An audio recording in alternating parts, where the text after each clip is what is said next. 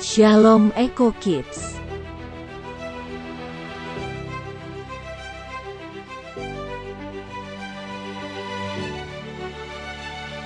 Sebentar lagi ibadah akan dimulai.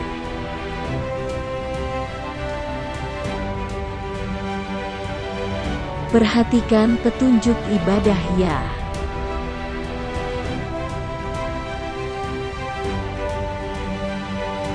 Pakai baju rapi.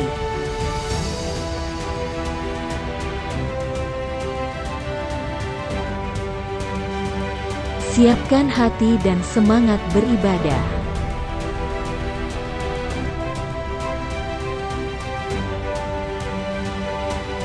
Makan, ngobrol, dan main gadget setelah ibadah selesai ya.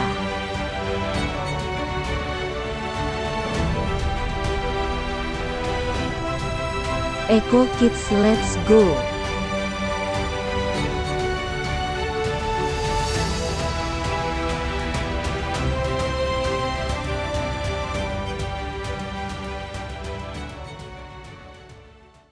Shalom. Mari semua bernapas memuji Tuhan.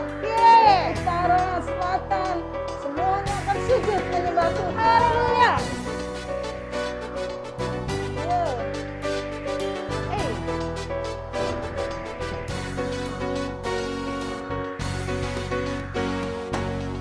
Dari utara ke selatan, terdengar pujian bagi Allah.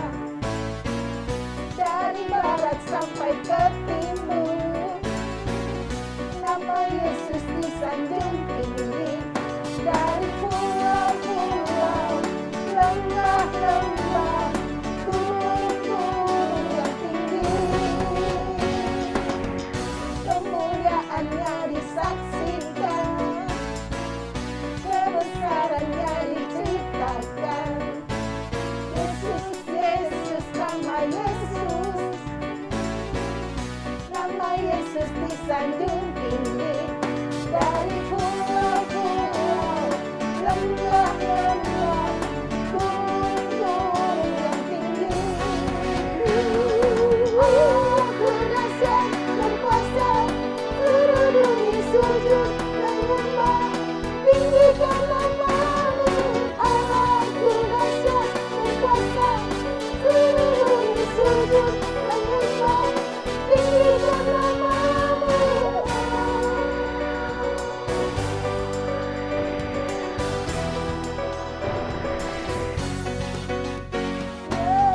Dari utara ke selatan, terdengar pujian bagi Allah. Dari barat sampai ke timur, nama Yesus disanjung tinggi. Dari pulau-pulau, lembah-lembah, gunung-gunung yang tinggi, kemuliaannya disaksikan, kebesarannya diceritakan. Yesus, Yesus, nama Yesus, nama Yesus disanjung tinggi. Dari pulau-pulau, lembah-lembah, gunung-gunung yang tinggi. Aku dahsyat berkuasa, seluruh dunia sujud menyembah, tinggikan nama-Mu. Aku dahsyat berkuasa, seluruh dunia sujud menyembah, tinggikan nama-Mu.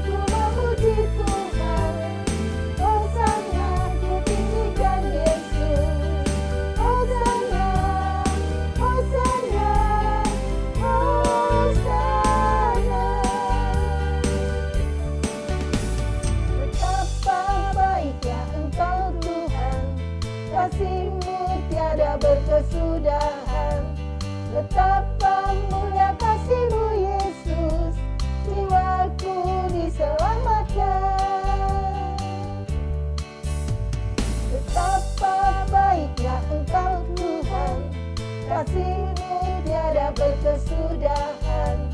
Betapa mulia kasih-Mu Yesus, jiwaku diselamatkan. Hosana ku memuji Tuhan, Hosana ku tinggikan Yesus. Hosana, Hosana, Hosana.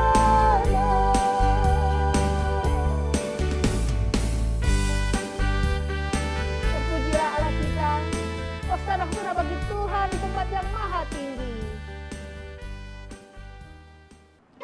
Shalom adik-adik Eko Kids, senang berjumpa dengan kalian. Salam sehat, tetap semangat. Haleluya. Adik-adik masih ingat enggak? Satu hal yang kita sering lakukan pada saat memulai ibadah, ya.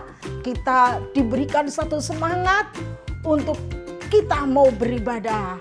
Nah, Kak Retno mau ajak adik-adik, ya, pada saat Kak Retno bilang, Eko Kids, are you ready? Kalian langsung menjawab, let's go, dengan melompat dan mengepalkan tangan di atas, oke?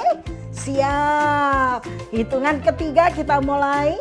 1, 2, 3. Eko Kids, are you ready? Let's go! Ya, berikan tepuk tangan buat Tuhan. Haleluya. Adik-adik, Kak Retno mau bercerita tentang seorang tokoh dalam Alkitab yang luar biasa. Karena dia waktu dipanggil Tuhan itu juga usianya masih muda gitu ya. Tapi sebelum kita mendengarkan firman Tuhan, yuk kita berdoa dulu supaya Tuhan yang mengurapi kita sehingga kita semua diberkati melalui firman Tuhan. Kita lipat tangan, kita tutup mata. Mari satu dalam doa. Bapa dalam surga, terima kasih satu kesempatan yang indah Tuhan beri untuk kami mendengarkan firman-Mu. Urapi Kak Retno dan kami semua sehingga kami memperoleh berkat dari pemberitaan firman Tuhan hari ini. Karena Roh Kudus yang memberi pengertian bagi kami. Demi nama Tuhan Yesus kami buka hati pikiran kami menyambut firman-Mu. Haleluya, amin. Nah, adik-adik yang Kak Retno mau ceritakan ini, Kak Retno yakin bahwa adik-adik juga sudah tahu siapa sebetulnya tokoh yang Kak Retno mau sampaikan.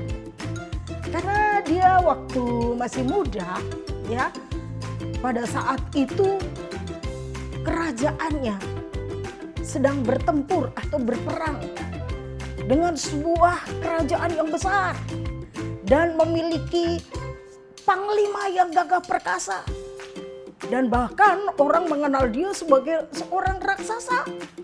Dia adalah panglima yang terlatih dan memiliki senjata yang lengkap sebagai seorang perwira, ya. Nah, pada saat itu tokoh ini hanya seorang anak-anak yang dianggapnya, ya, karena masih muda dan dia tidak memiliki senjata yang kuat seperti lawannya. Dia hanya datang dengan batu kali 5 dan ali-ali. Nah, orang semua meremehkan dia. Bahkan kakaknya sendiri nyuruh pulang saja. Ini bukan arenamu. Arenamu menggembalakan kambing domba. Tetapi anak ini percaya kepada Tuhan. Dia tahu bahwa sumber pertolongannya adalah Tuhan. Dia tidak rela bangsanya dihina oleh bangsa yang itu. Nah, dari sini adik-adik pasti sudah ingat, aduh tokoh Alkitab itu pasti ini deh. Ayo tebak. 1, 2, 3, siapa? Iya betul, dia adalah Daud atau David. Nah, adik-adik yang dikasihi Tuhan, pada saat bangsa Israel berperang melawan bangsa Filistin dengan panglima yang gagah perkasa, ya, disebutnya adalah Goliat. Daud hanya membawa 5 batu kali dan ali-ali. Satu alat untuk melemparkan batu itu melawan Goliat. Dan apa yang terjadi adalah dia tahu ceritanya. Goliat pun mati di tangan Daud. Karena apa? Daud datang dalam nama Tuhan. Nah di sini Kartno melihat bahwa hati Daud itu selalu nempel sama Tuhan. Dia tidak terpengaruh dengan situasi kondisi lingkungan yang ada. Tapi dia yakin, dia percaya bahwa Tuhan itulah sumber pertolongan. Tuhan itulah sumber pengharapan. Makanya hatinya Daud selalu nempel sama hatinya Tuhan. Nah, bukan hanya itu saja adik-adik. Adik-adik juga tahu bahwa Daud pun juga dikejar-kejar Saul. Padahal dia selalu berbuat baik. Dan orang yang bersama dia zaman itu, dia tahu bahwa Daud itu orangnya baik. Dia tidak pernah membuat kesalahan. Tapi sama Saul diuber-uber mau dibunuh.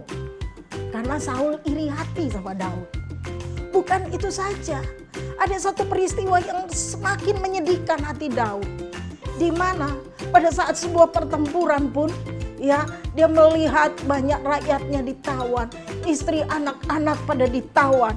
Di situ hatinya sedih, dia meraung, bahkan sampai istilahnya air matanya itu sudah habis, sudah terkuras, saking sedihnya melihat apa yang terjadi pada saat itu.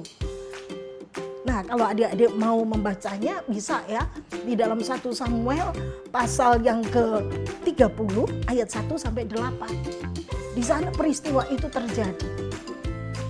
Dan apa yang dilakukan Daud?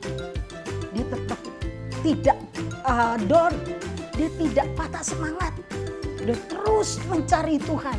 Sini baju efod untuk sarana dia menyembah Tuhan. Lalu apa yang dilakukan Daud? Dia hanya bertanya pada Tuhan, Tuhan apa yang harus aku lakukan? Seringkali kita susah, sedih, langsung kita nyalahin Tuhan ya. Langsung kita nggak mau ibadah, langsung kita marah-marah. Apalagi kuotanya habis. Wah, kalau ibadah nanti kuotaku habis, aku nggak bisa main game. Nah, tapi si Daud ini enggak. Hatinya menempel sama Tuhan. Dia tahu Tuhan itulah sumber pengharapan. Dan apa yang terjadi? Penyertaan Tuhan sungguh sempurna atas kehidupan Daud. Jadi adik-adik yang dikasihi Tuhan, 3 hal yang kita mau pelajari dari tokoh Daud lewat kisahnya ini ya. Kita bisa melihat bahwa Daud hatinya menempel sama Tuhan. Begitu kuat, kenapa? Karena dia tahu yang pertama, dia tetap mengandalkan Tuhan. Walaupun situasinya tidak baik, tapi tetap dia mengandalkan Tuhan. Dan yang kedua, dia tidak pernah kecewa sama Tuhan. Walaupun Tuhan, aku datang dalam nama Tuhan, kok orang-orang sekelilingku meremehkan aku, dia nggak kecewa. Dia tidak kecewa sama Tuhan. Dia tetap bersemangat. Aku tahu bahwa Tuhanlah sumber pertolongan. Aku tahu Tuhan adalah sumber pengharapan. Maka hati Daud nempel terus sama Tuhan. Dan yang ketiga, ya, Daud tidak patah semangat. Seperti apa yang tadi Kartno katakan, walaupun dia sudah habis air matanya, ya, walaupun dia sudah nggak tahu lagi apa yang harus dia lakukan, tapi dia tetap bersemangat karena hatinya nempel sama Tuhan. Ya, dia langsung mencari Tuhan. Dia bertanya kepada Tuhan, Tuhan, apa yang harus aku lakukan? Apakah aku mengejar atau aku berdiam? Dia mendengarkan apa kata Tuhan.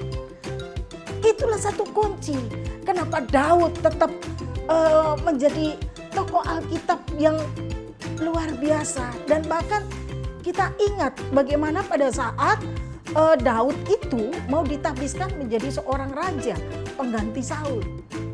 Waktu Samuel mau mengurapi, dipikir Samuel melihat, oh, abang-abangnya gagah perkasa, ganteng pula, ya. Tapi Tuhan bilang, bukan itu yang kucari. Dia mencari Daud. Karena apa? Karena hati Daud yang selalu nempel sama Tuhan.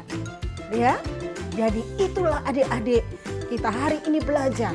Apapun keadaan, kondisi yang terjadi dalam hidup kita, yang pertama kita harus tetap mengandalkan Tuhan. Yang kedua, jangan gampang kecewa sama Tuhan. Yang ketiga, jangan patah semangat. Karena itulah kekuatan kita. Nah, Daud pun mengingatkan kepada kita di dalam satu ayatnya, Mazmur pasal 31 ayat yang ke-25. Ya, biar itu menjadi ayat mas buat kita dan kita ingat terus. Oke, yuk kita baca bersama-sama. Mazmur pasal 31 ayat 25. Demikianlah firman Tuhan. Kuatkanlah dan teguhkanlah hatimu, hai semua orang yang berharap kepada Tuhan. Kuatkan dan teguhkanlah hatimu. Kalau Daud bisa kuat dan teguh hatinya, karena Daud nempel hatinya sama Tuhan, dengan tidak kecewa sama Tuhan, dengan mengandalkan Tuhan, dan bahkan tidak pernah patah semangat. Oke? Nah, biar itu menjadi teladan buat kita. Kalau kita menghadapi masalah di sekolah, atau teman-teman di sekolah yang mungkin bikin rese dan lain sebagainya, jangan hati kita dikotori dengan itu ya. Oke? Kita mau belajar sama Daud. Hati kita nempel sama Tuhan. Kalau orang di sekeliling kita mengecewakan kita, ayo nempel sama Tuhan. Enggak, aku enggak mau dikotorin hatiku dengan kekecewaan. Aku enggak mau dikotorin aku dengan cemburu, dengan iri hati, atau apapun itu ya.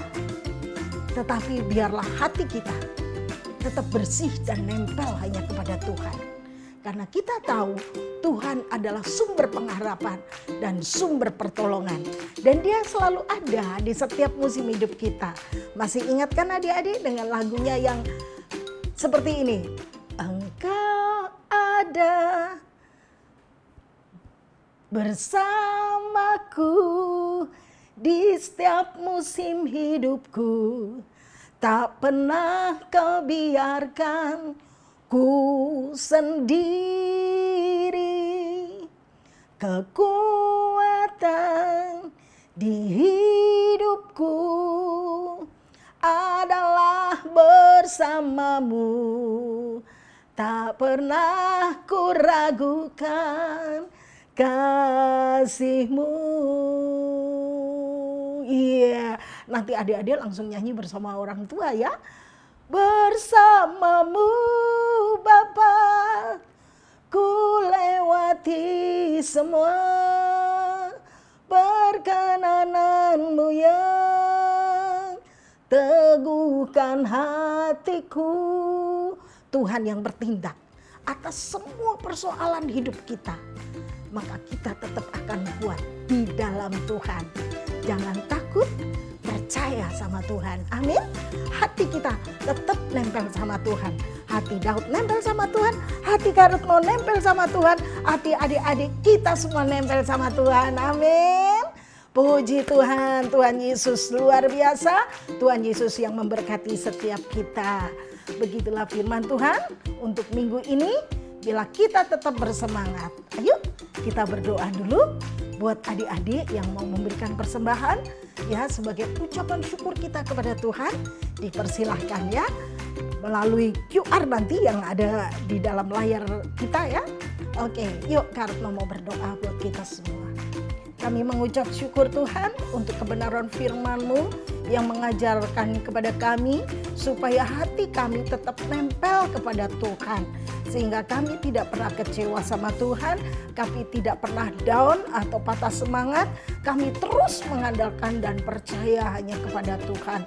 Karena itulah satu-satunya membuat kami tetap kuat di dalam Tuhan. Terima kasih ya Bapak, menghadapi situasi kondisi apapun saat ini yang sedang terjadi. Karena kami tahu Yesus is the best dalam hidup kami.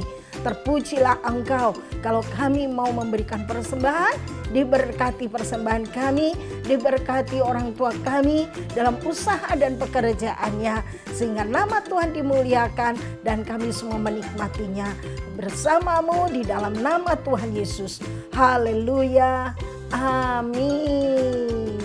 Puji Tuhan. Nah, karena mau ingatkan juga buat adik-adik yang belum masuk small group ya, ingat, ada bisa menghubungi nomor telepon yang tertera ya dalam layar kaca kita. Oke? Karena di dalam small group kita bisa ngobrol bareng, kita juga bisa saling sharing, dan kita boleh saling menguatkan ya. Kalau adik-adik mau kirim doa, boleh. Jangan lupa IG-nya Eko Kid juga ya. Ada Facebook-nya juga ya. Kita boleh nge-like ya, atau bisa nge-share setiap ibadah online yang ada di Eko Kid kepada saudara kita, baik yang di daerah maupun yang ada di Jakarta. Baik adik-adik, sebelum kita mengakhirinya, mari kita mau menerima berkat yang datang dari Tuhan. Kita tengadahkan kedua belah tangan kita. Kita tutup ibadah kita pada saat ini. Dan penuh rasa syukur di hadapan-Mu Tuhan, kami menyelesaikan ibadah kami pada saat ini. Dan sebelum terselesaikan ibadah ini, kami mau menerima berkat yang datang dari Allah Bapa. Di dalam kasih setia Tuhan Yesus Kristus, penyertaan perlindungan dan persekutuan dengan Allah Roh Kudus menyertai kami semua. Mulai saat ini sampai selama-lamanya, adik-adik terus naik dan tidak pernah turun. Mereka menjadi anak yang pandai, cerdas, dan penuh hikmat. Sebagaimana Daud, karena hatinya nempel sama Tuhan. Kami mau belajar untuk hati kami tetap nempel sama Tuhan. Melekat pada Tuhan, mengandalkan Tuhan, berharap sepenuh kepada Tuhan.